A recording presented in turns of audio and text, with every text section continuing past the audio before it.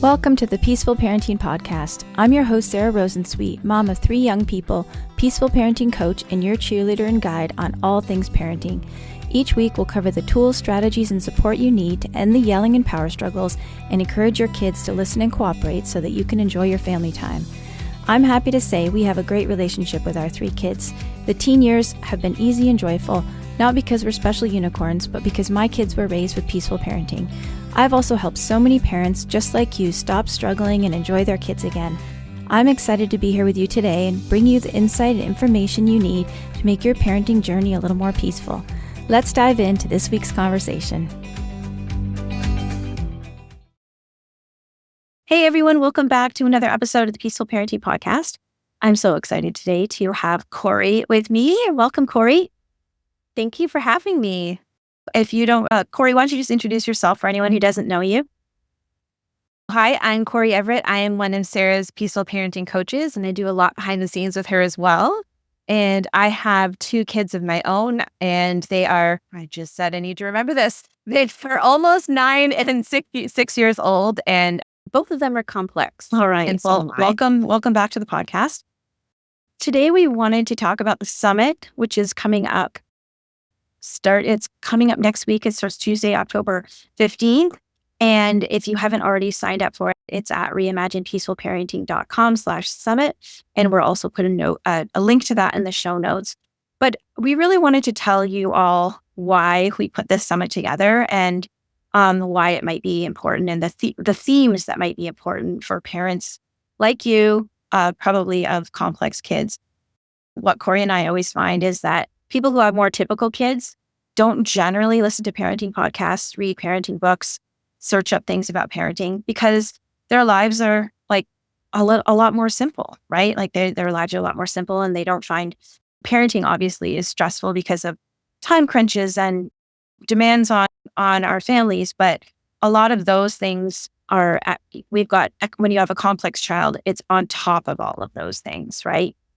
So Corey and I put this together. Corey, why don't you take it? Why you say why we put this together?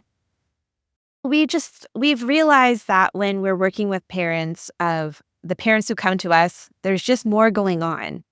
And a lot of our job is helping parents be stress detectives to try and figure out what is going on and how to best support them. And so we realized that's our audience. You're right. The people who say, my child needs to go to bed at night and just says good night and they go off to go to bed, like that's not our people. Our people are like being like, how do you get children to bed? So when you have those moments a lot during the day, those are our complex kids that there's just a lack of smoothness in your day, and we're here to help you smooth it out. Yeah. And also, as Casey Ehrlich, who's one of our summit guests this year, who's at Peace Parents, and she talks about parenting PDA kids. She talks about how people come to her after they've read all the books and it just doesn't seem to, quote, be working. And Amanda Diekman talks about that too. She's another one of our summit guests she's Low Demand Amanda. And she also talks about, I had these kids, I read all the books, it wasn't working, the book said, and I decided that I was a failure. And I think Casey also talks about that too, right? Like she talked about how she felt like she was doing it wrong. And everyone was like, have you tried this? Have that old nugget when you say your baby's not sleeping and someone tells you, have you tried putting them down drowsy but awake? And it's yes, I've tried that. So I think a lot of parents who end up coming to us and who end up finding the summit helpful are people who feel like they're still struggling, even though they're doing all the things. And that just might be part of the season of parenting that you're in, even if you are doing all the things. Yeah, that's it exactly. And it's interesting because when I was thinking about us doing this talk today, I actually came to you over 6 years ago for that very reason. So I met Sarah when I was actually one of her clients over 6 years ago. And at the time, there weren't as many books, but I had read every book there was, and it just nothing was easy and everything was still so hard. And you're going to find that's the theme with every one of these talks is almost every speaker can speak from personal experience of that feeling of doing all the things and yet everything still being challenging. You mentioned when I used to be your coach, and I remember we tried all of the peaceful parenting stuff, right? And I think there always is when people shift to peaceful parenting, there always is a certain amount of, okay, that works, that is working some, but that's not the only tool that we need. And we need to start looking like, what else is going on? If you're doing peaceful parenting and after a few months, it's still not feeling like, oh, phew, that was it. We just need to shift our parenting style. Then you start looking for other things. And I remember in your case, it was sensory, right? That we realized together that there was a lot of sensory stuff going on. Yes. So for us, what really started to shift things was when we started to look at things through a sensory lens, and we were able to start realizing there was more going on in this situation. And one of the big things in this talk you'll see is Greg Santucci talks about sensory needs. And a big theme in his talk that I can't wait for people to check out is how you can understand the difference between a child who's dysregulated and a child who just has a temperament that has some things that need to be met in order to help them thrive. And I have two children, and I have one that is super high energy, and listening to a talk like Greg's would have actually just solved all of our problems immediately. Oh my goodness. Because he just needs to have, he's like a Labrador Retriever puppy. He needs to have all of his exercise needs met. And then he can really just settle down and do most things. And Greg does a really good job of talking about, well, what does dysregulation look like? And we've learned since that our older child was dysregulated all the time. And so we needed to have a bigger team put together to help us. And I think there's so many talks that can speak to when you're stuck in that dysregulated state. How can we help? Many of the talks talk about that. I really loved Ann Maney's talk for that because I told Sarah after I listened to that one, I was happy crying through the whole thing. It is the most hopeful, happy thing that you can listen to if you're going through a diagnosis process. But she just really talks about understanding your neurodivergent child and then showing up and then parenting that child. And that's what really shifted things for us too, was really understanding the sensory components and all the other pieces of our neurodivergent child and meeting those needs. So if anyone needs a cheerleader, I feel like a lot of these talks are actually a really big cheerleader for getting more information so you know like exactly who your child is and meeting those specific needs. Totally. And also cheerleader and validation in terms of like peaceful parenting being the right path, even if you might have people telling you, oh, what your kid, if you have a child who is easily dysregulated and somebody wants to slap like an oppositional defiant disorder label on them, right? And for folks who don't know oppositional defiant disorder, in the way that Corey and I think about it, is it's not really a diagnosis. It's more of and we're not the only ones who think this, obviously. It's more of a description of symptoms of dysregulation. And unfortunately, the mainstream approach to that is often punishments, right? Like consequences and quote, discipline. So I think that all the summit speakers that when we get into those sorts of discussions about meeting needs, it's so validating to hear all of these. And the difference is a lot of the experts are much more niched, right? Like they're not just general talking about parenting, but talking about low demand parenting or parenting autistic kids or ADHD kids or sensitive kids or whatever. All of it boils down to all the principles that we teach in peaceful parenting. Like all these people who have come to these points of advice and their like framework, it's all peaceful parenting. Yeah, that's what we found so interesting is at the end of every talk is, okay, so we got to just keep peaceful parenting. And then it's just these little lens shifts depending on where you're at. So this is another big theme that I found was really interesting is the word diagnosis can be really scary for people. And I know I've worked with clients who really did not want to go down that path. They felt like it was creating some kind of box for their child. I would say most of these speakers are really pro-diagnosis and are very positive about it and are in no way trying to put your child in a box. However, I think what's really great about listening to all of them is they do have a consistent approach. So I feel like if you're a little nervous about diagnosis, dive into some of the talks on these specific ones because you can still come out with all sorts of tools that you can try as you get comfortable with thinking about all the different kinds of neurodiversity that's out there. Totally. And one of my favorite talks was with Elaine Taylor Klaus, who literally wrote the book on complex kids. And she and I talked about ADHD, and we talked about that, the whole idea of parents who don't want to get an assessment because they're afraid of the label, right? And she she said something I've heard lots of people say who are neurodivergent themselves, which is your child will get labeled, whether it's the right label or the wrong label is what we want to pay attention to. Because I know my daughter got labels, and before she had her ADHD diagnosis, she got labeled as attention seeking and not trying hard enough, and frankly, probably annoying that by some of her teachers, because luckily she was persistent about trying to advocate for herself. But until they understood the challenges that she was facing, they didn't see that as a positive. Yes. And the other talk that talks about that too is Karen Wilson. I think it's Karen Wilson. Yeah. The neuropsychologist. Yes. And she was so good at talking about how some behaviors can look very similar, but the underlying cause is different. But then how you can help that child is going to be different depending on what it is. And what's so funny about that is it's still always peaceful parent. Yeah. It's still always peaceful parent and be really nice to your kids. But there's just there are tweaks depending on what neurotype you're dealing with that is really specific. So that's why it's so helpful to have those labels. I think you'll have to listen to the talk. I don't want to give it all away. Yeah. But I think she uses the example of if your child's struggling with reading, there's 3 things that she listed that if it's one of these 3, the way you would go about it is so different. Yes. And so I did feel that was a big theme is not to be afraid of getting more information. Yeah, totally. And another theme is even if you don't have all of the information, trust your gut because you know your kid. That's another theme there too, right? Yeah, I love that. Yeah.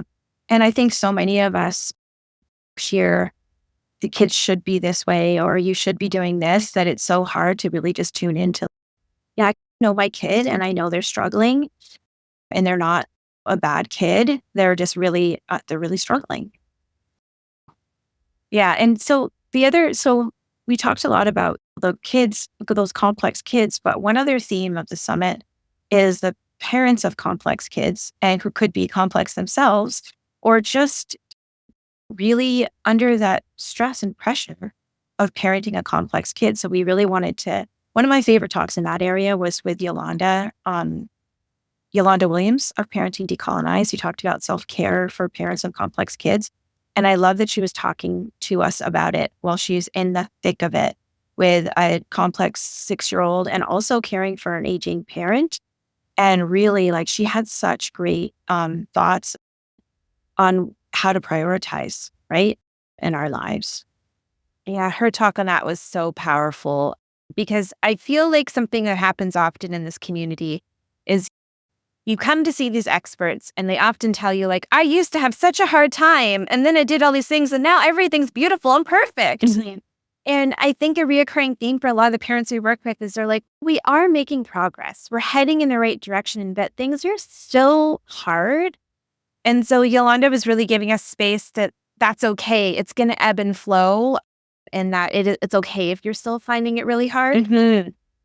And I think that is a general theme too from last year and this year is that for parents, over and over again last year, I had emails, comments on the Facebook, in the Facebook group about parents who were oh my gosh, I feel so seen. I can't even tell you how many times I got that feedback because I think so often it's you're doing this wrong, you're doing that wrong. If you were doing this right, your kid wouldn't be struggling. But I think that really one of the big reasons we put this together is so that we would hear from all these experts, A, but B, hearing that you're not alone and that you're seen and that what you're doing matters and what you're doing is going to have, I was going to say is working, but it's we have to zoom out and see the long-term lens. Yeah. And that's actually a special part of the summit aside from the talks is that we have our free Facebook group and we have it year round, but during the summit, it's a really special time because Sarah and I will be doing lives every day at noon.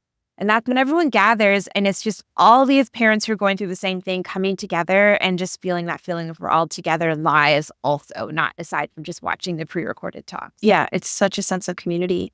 And this isn't for the summit, but I was just thinking of one of our members post last week who she has a complex 5-year-old, and they're really trying to figure out like what's exactly going on with this 5-year-old, and they don't know yet. But one of the teachers at her she finds an otherwise supportive school pulled her aside and basically was like, she's fine at school. Like she just needs more discipline. And there were like 6 people in the Facebook group who were like, including myself, who were like, that's baloney. Yeah. And you was like, that is baloney. It's called masking. We even had a talk last year, and we're revisiting some of the similar ideas about masking, but we had a talk last year in the summit called When Your Kid is Fine at School. Because it's such a thing. And it's, if you don't have a community that you can go to and say, the teacher just said this to me, imagine like the shame spiral and self-doubt that member would have been in if she hadn't had a whole bunch of people to say no. Yeah, and I think that's so hard you and I have talked about this a lot. We love teachers. We absolutely love teachers. They do such hard work. And we're very conditioned, even as adults, to just do whatever a teacher tells us. That's so ingrained in you from your school experience. And especially a lot of us who are discovering that ourselves are neurodivergent as adults, we have very distinct memories of being in school and trying so hard to do what everyone's asking us to, and that being really hard. And so I feel like some of these talks were just so empowering to give you an idea of what are we looking for in pushing back? Because this movement that's happening right now of understanding neurodiversity is actually new. Yeah. And some of this information is cutting edge, and it's such a new way of looking at our beautiful, complex kids and neurodiversity. And so a lot of the professionals in our life don't have a neuroaffirming lens. And so we do really have to be advocates and and that tells me about another one. Some of the great talks about being advocates at school are so great because it's really hard to push back against teachers and professionals. And a lot of these talks are giving you the information you need and the permission slip and the confidence to go in and say, hi, this is what my child needs and this is what's going on. And it's so hard to do that. I think a really important theme, and you named this too, is believe in yourself and your child. And Sarah and I've talked about it can be a little tricky being a peaceful parent, because sometimes being a peaceful parent means that it's not as obvious when your child is struggling. It's not as obvious. And unfortunately, sometimes to get the supports you need in the places outside of your home, it's the kids that have the highest level of need. And sometimes our kids who are peacefully parented, their need isn't as obvious because we're working so hard at home to meet all of those needs. And so I found that was something that was really helpful. A big takeaway from Casey's talk is we have to learn that we don't need any of these professionals to validate for us what we know to be true about ourselves and our children. And when we are engaging with any professionals, schools, pediatricians, any of them, we need to go in having validated ourselves and having that confidence to communicate with everyone. I love that. I think another thing that I was just thinking about the talk with Linda Murphy about declarative language, and I was just thinking about how there's so many different levels of this work. There's so many different like layers to this work, right? There's like the surface, like learning. In the talk with Mariam Munier, who was talking about breaking generational cycles. She's a trauma-informed parenting coach, and she was talking about breaking generational cycles. And the first level is learning new skills, right? Like she talked about teaching parents literally like what to somebody who's more experienced in this world you might be like level 1, but like teaching giving choices. But some people are starting with that level of like skill building in parenting skills, right? But then once you have like those more of the techniques and skills, then there's the deeper meaning, which is what I was going to talk about, talking to Linda, who teaches declarative language, and Vivek too, like the whole idea of what kind of relationship do you want to have. It's a different way of being with your child when you start to get deeper into this. And it's a different way of communicating, and it's a different way of thinking about the relationship. And I think all of that is even more important when you have a complex kid who's more sensitive or strong-willed or neurodivergent or spirited. So I think I just love how you can go deep with all of this stuff, and like a personal development. It's almost like a personal development mission.